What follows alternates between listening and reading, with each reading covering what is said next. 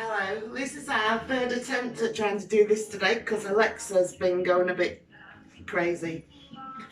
Right, it's day 2 of our cookery lessons. It's day 7 of my at-home in quarantine sort of thing. So, we're doing scones today. I'm just going to do plain scones. And what you need for plain scones is self-raising flour. Now I've got 450 grams of self-raising flour here, which is a pound if people are still using the old-fashioned way, which I prefer. But into that you need about a level spoonful of baking powder. Now if you're going to mix this by hand, you really need to sieve that all together.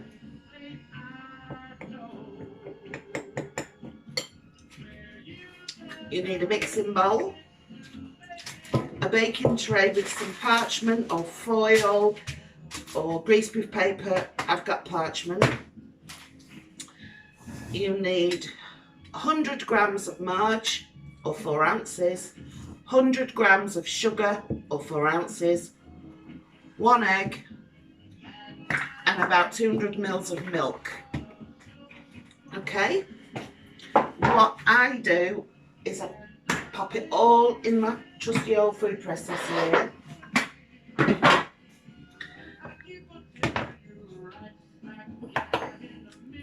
And try and do it without getting it all over the worktop.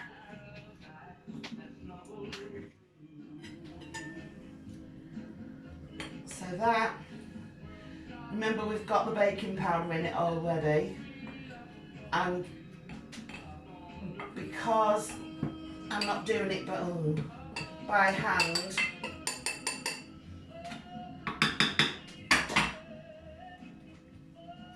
I don't have to sieve it really. The sugar goes in,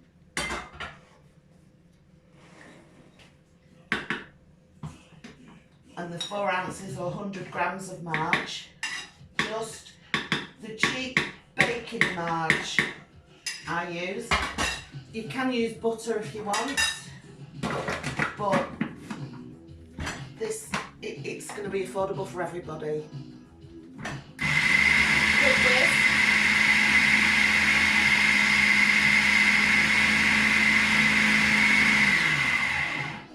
and that's it.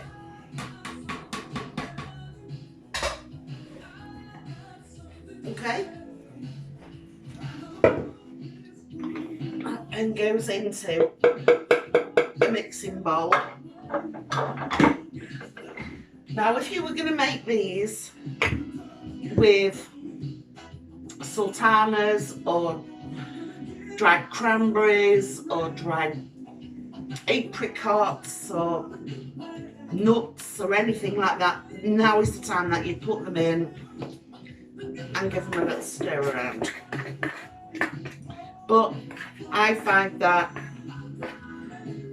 mostly everybody likes a plain scone because then you can put whatever jam or whatever on it you want. You can put chocolate spread on it, put lemon curd on it, jam.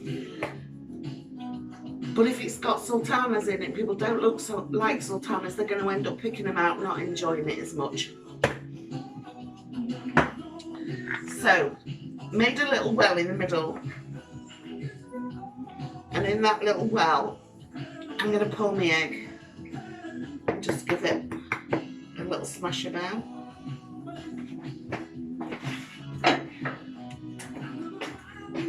What you have to remember is when you've cracked your eggs, you want to wash your hands because your hands are now going to go into this.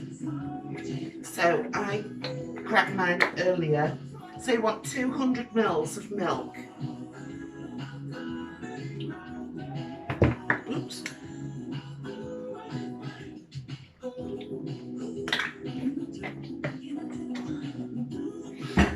And I've just used semi long life. And you just give it good old mix. Now you don't want this too wet, but you don't want it too dry that you can't form a dough.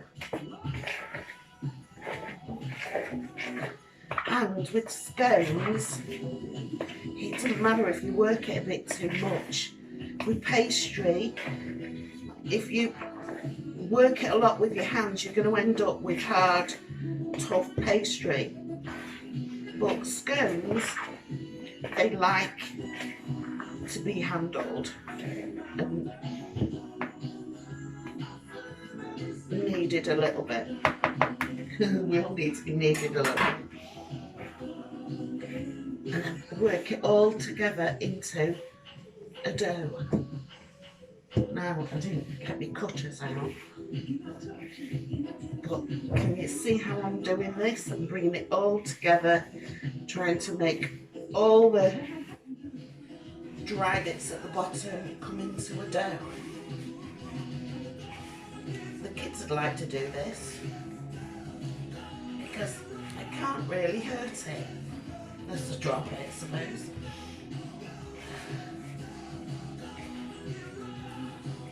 There, it's nearly there.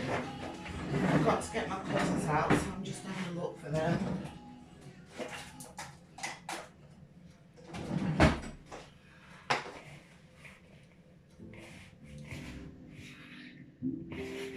Right. It's almost there. Look. Nearly got a clean bowl.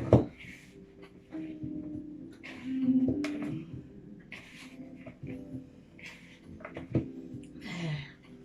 Now, to stop you making a mess of all the worktops, you can put this straight. There you go, nice clean bowl. Put it straight into the tin and give it a push down. No need to muck up your rolling pin or anything. And a cutter.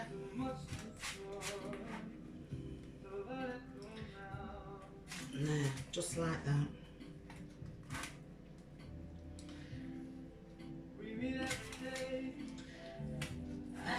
And you keep going round and round.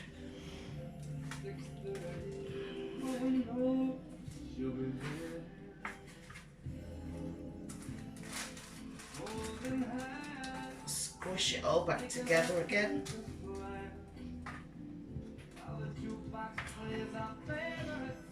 I usually get about 10 out of this.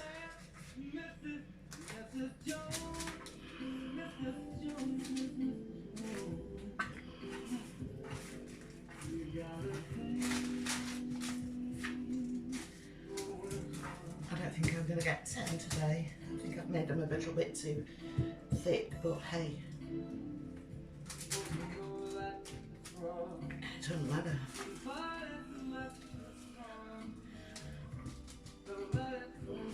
Because there's not many of us. These are going to have much more than 1, 2, 3, 4, 5, 6, 7, 8 people to feed these with today.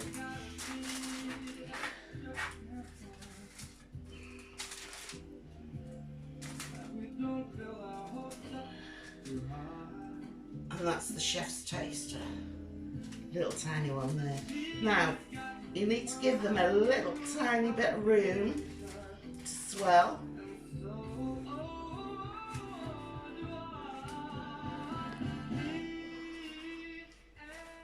And that's it, look. These are going to go in the oven now. It's about 160, 170, gas mark 5-ish. For about 20 minutes. You only want them slightly golden on the top. You need to just be able to touch them and they're not wet still. They're nicer when they're yellow rather than when they're golden. So these are going to go in the oven. If you wanted to make cheese scones, you just leave the sugar out, grate some cheese, maybe a little bit of mustard, because mustard brings out the flavour of cheese in anything, and put the cheese in instead of the sugar. and do it exactly the same. You can put a few herbs in it, maybe some chives or something. You've got some really nice cheese scones that way. Well, these are just your traditional British old-fashioned scones. So I'm going to leave you now for a couple of minutes while I pop them in the oven. I've just taken these out of the oven, and that's what they need to look like.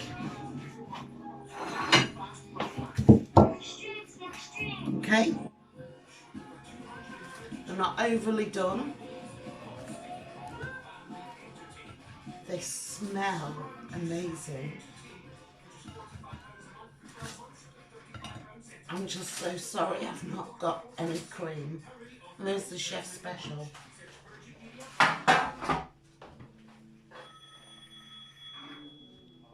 See it, look. Nice and soft inside. Nice and crispy on the outside. Gorgeous. With cream and jam, butter and jam. My husband eats them just like that.